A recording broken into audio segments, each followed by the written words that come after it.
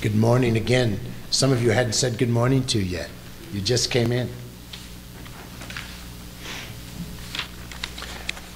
First, let's think about Psalm 46.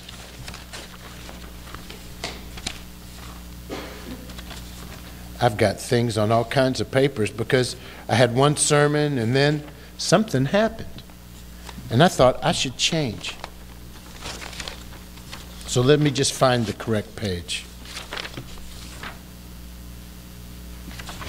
Psalm 46. You know, I'm a Bible teacher.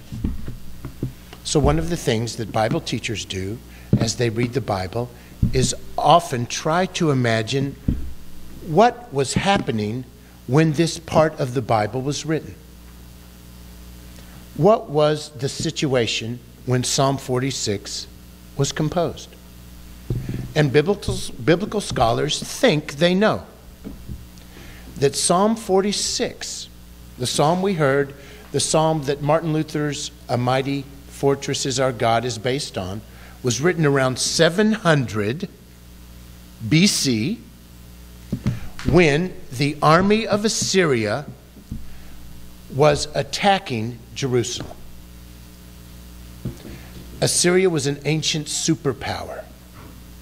Jerusalem in 700 BC was a small postage stamp country.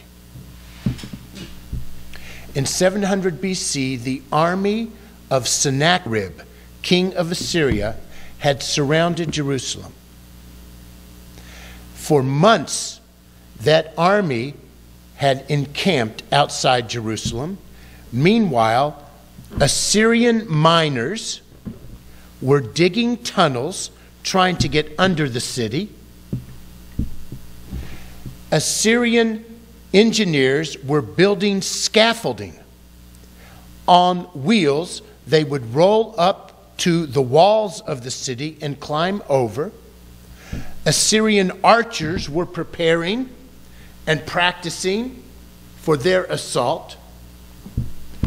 All this activity was going on outside the walls of Jerusalem, and the inhabitants of Jerusalem could see it and feel it, and it felt like the world was reverting to chaos. And in this crisis, with the city on the verge of attack, an unknown composer, although it may have been the prophet Isaiah, because he was alive at that time, an unknown composer wrote this song. An unknown composer said, let me just remind myself of the words. God is for us a shelter. That's why we don't fear, even when the earth quakes. And it felt like the earth was quaking with all those soldiers outside. Even though the waters splash and foam. And it felt like their world was getting flooded again to destroy everything. Even though the mountains shake, Jerusalem was on a mountain. Why? Because God is in the midst of the city. There is a river whose channels make glad the city of God. God is in its midst. It will not sway. And this is the key. It says, God will come to Jerusalem's help when morning breaks. When morning breaks. But that also means you have to live through the night. You have to live through the night with faith that God will come when morning breaks. As it turns out, and these events are recounted in the book of 2 Kings and in the book of Isaiah, the Assyrians turned around and left. On the verge of taking Jerusalem, the Assyrians pulled back. And Jerusalem was saved in this crisis. And scholars debate what happened. What led Sennacherib to pull his army back? Some have said, oh, there was some kind of crisis back home in Assyria and he needed to get back.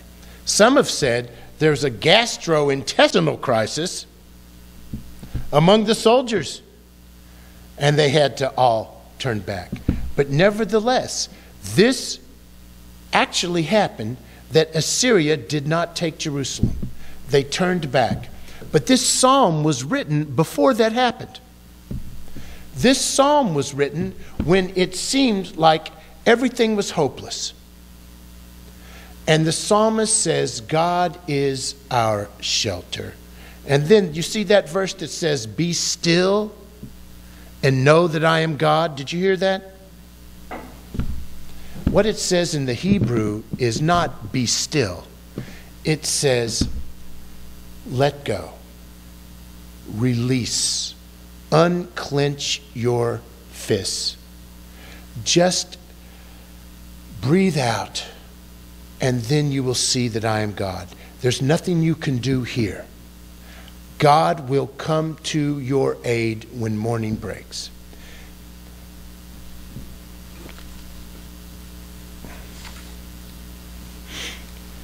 The Boston Marathon began in Hopkinton last Monday in the morning. Boston's marathon ended Friday night in Watertown. It was some week, wasn't it? And the marathon on Monday wasn't finished. All those thousands of runners that Kyle and Tim helped, a couple of them, all those thousands of runners couldn't finish. They didn't get the cheer of the crowd. But then Friday night, we finished the marathon. As the police officers in their cruisers drove down Mount Auburn Street in Watertown, the crowds lined up on the sidewalk and cheered them. And the final runners crossed the line. It was some week. This is a week that's going to go down in the book of Boston. I have a feeling this is going to go right next to the Boston Tea Party as maybe Boston's most incredible, defining moment. It's a week that we'll never forget. But, you know, there's been lots of commentary, lots of statements. The task this morning is for us to reflect on these events in the light of the gospel. What do these events mean in the light of the gospel? That's not what, on CNN, they don't talk about it that way. And that's what our responsibility is, to think about what this means in the light of the Christian story. So here are some things. The first thing these events remind us of is the dangerous and powerful gift of human freedom. God did not make us robots. God did not create a terrarium where everything is controlled and God simply drops the food in once a day. God created us with the ability to say yes or no. Why did God create a world so free that Tamerlan and Zohar, Tsarnaev could make such horrible choices? Why would God make a world like that, where there's such freedom? So that we can love. Well, that's what I was going to say, but that's right. So, Kyle, that's good, brother. So we can love. Because here's the issue. Love can't be coerced. You can't program love. You can't command love. You can't demand love. Love can only be offered freely. God created a world so free so that we could have the chance to love. So we could have the chance to respond to God in love. But that means we have the freedom to make other choices. And these two young brothers made horrible choices. They abused their God-given freedom. And we saw that on display this week. But you know, that's not the only freedom we saw on display this week. We saw the freedom of first responders to gather round and to bandage the wounded. We saw the freedom of an entire city which cooperated in order to stop these people from doing further harm. People sent in their videos, and from that we were able to identify the criminals. People cooperated and stayed in their homes in Newton, where I lived. And that wasn't easy, and I did sneak out a couple times. And as it turns out, even when everything in the world is shut down, what's the one place you can count on to be open in Boston? Dunkin' Donuts. I went there twice. But you see, there's that freedom too. There's the freedom of the way the hospitals cooperated. There's the freedom of all those people who have reached out. There's going to be the freedom of all the therapists who work with the amputees to help them find meaning again and to help them find fellowship. So we learned about human freedom this week. It's the same freedom we have. And we don't always think of it as having the same consequences, but we are free. And so we have to choose, will we love? Or will we externalize our frustration, our anger in ways that hurt other people? Another thing we learned about this week in the light of the gospel is the physics of sin and of righteousness. Zohar and Tamerlan Tsarnaev unleashed violence in their pressure cookers filled with ball bearings and nails. They unleashed this explosion, this chain reaction of violence and tragedy. Zohar opened up a flood. Just like it says in the book of Genesis, it says that the earth was filled with violence. That's what they tried to do, to fill the earth with violence. But then at the end, Zohar saw the world filled with violence, and he tried to find an ark. He found a boat to hide in. But once he'd unleashed that violence, there would be no refuge, no shelter for him. But at the same time, we also saw how contagious, how beautifully contagious righteousness is. I've never seen a community all come together with such resolve. On Saturday morning, my dog, some of you know my dog, Bandit. Well, we decided to go over to Watertown and see everything for ourselves. So we went over to Franklin Street, the street where they found Zohar, and we walked by the house with the boat. And everyone who lived on those streets was coming out. They all wanted to tell their story. They'd been cooped up. And so we just stood there, and people would come up and begin talking. One of the most incredible things a woman said is that she saw all these police officers and law enforcement officials. There were hundreds of them. And they all were working together harmoniously and cooperatively. And when I see movies, there's always conflict in these adventure stories between the feds and the locals. and there's the FBI, and there's the ATF, and there's the Stadies, and you always see this tension, and who's got jurisdiction, and who's going to get the credit, and who's in each other's way. Have you seen that scenario worked out 1,000 times? It wasn't the case. According to this woman who lived on that street, they all worked together.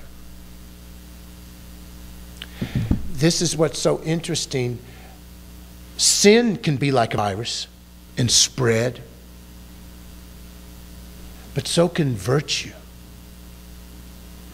And so we all have a responsibility to sow seeds of love and mercy, not seeds of anger. We must resist allowing our anger over our righteous anger to lead us into hatred. You know, I've got to, as a minister of the gospel of Jesus Christ, I feel compelled to give you some inoculations this morning. I hope they don't hurt.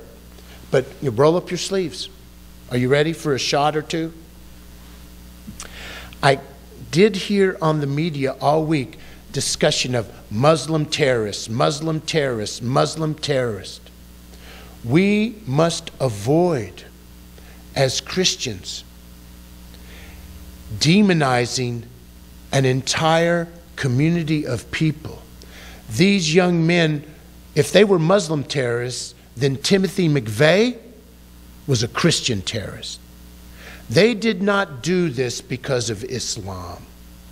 What they did was a perversion of Islam. And we cannot let an event like this lead us into hatred and bias against people.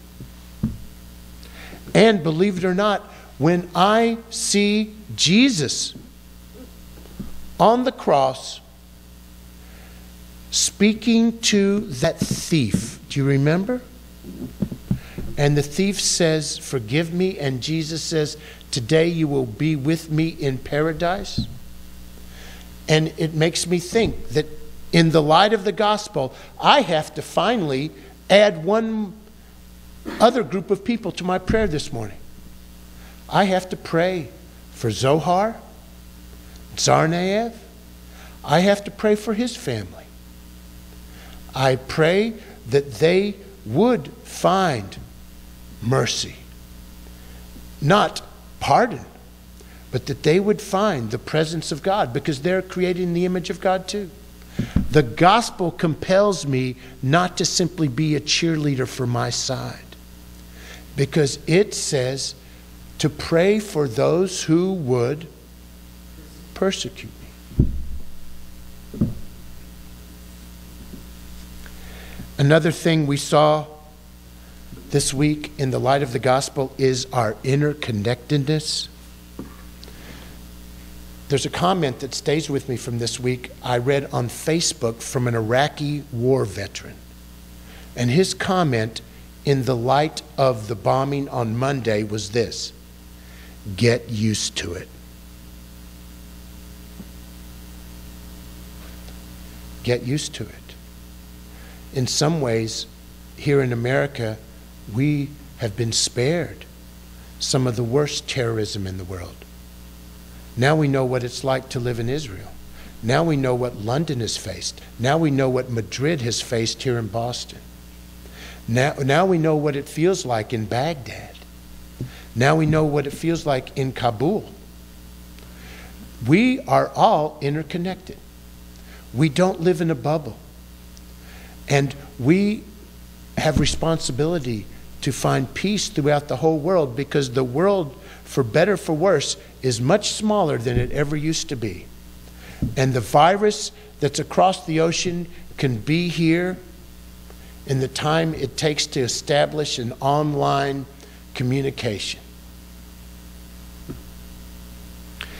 And this reminds us too, usually we walk through our lives carelessly. And now, as we think about all the victims of the bombing on Monday, how often now are we aware that every day we encounter people who are grieving and don't know it. Every day we encounter people who have faced tragedy and suffered tragedy, and we don't realize it.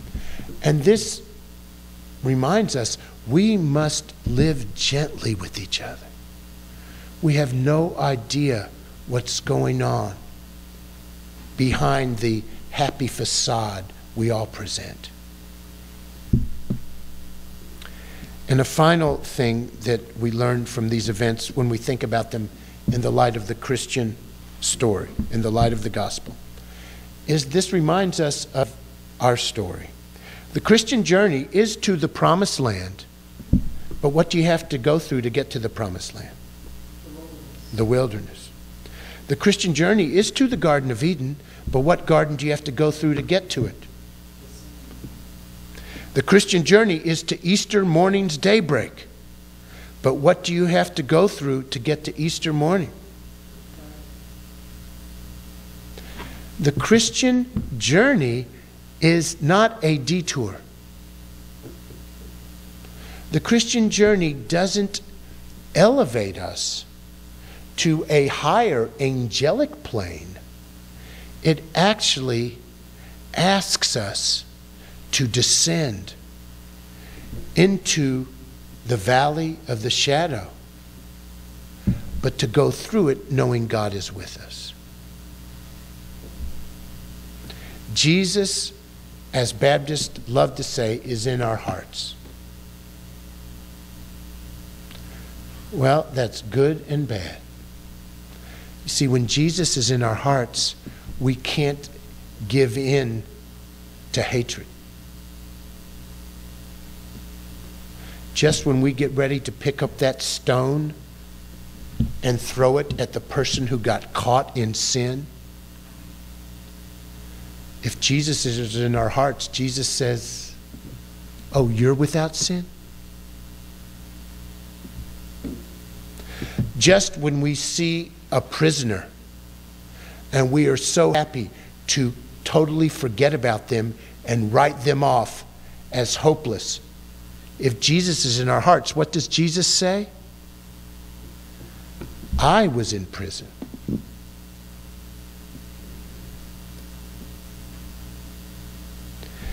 Just when we want to let our anger grow into hatred, if Jesus is in our hearts, we hear him say, if you hate someone, that's just like what?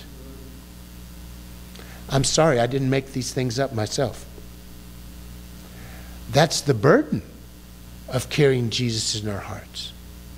It asks us to respond to life with the same mercy that's been given to us.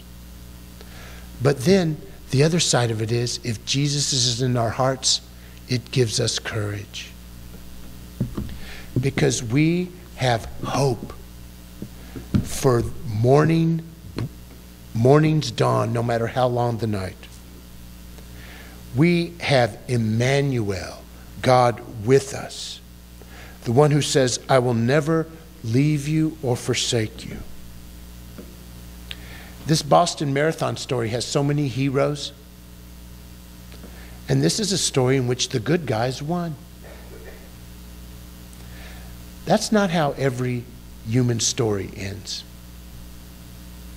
So finally, what is the one place where we can take shelter? In the arms of the divine hero who promised us, just let go, and then you will know that I am God. Sheltered in the arms of a loving Creator, holding the hand of a man of sorrows, sustained morning by morning through the breath of the Holy Spirit. The message today is simple. Shelter in this place, in the presence of God. That is finally where we shelter. Shelter in this place.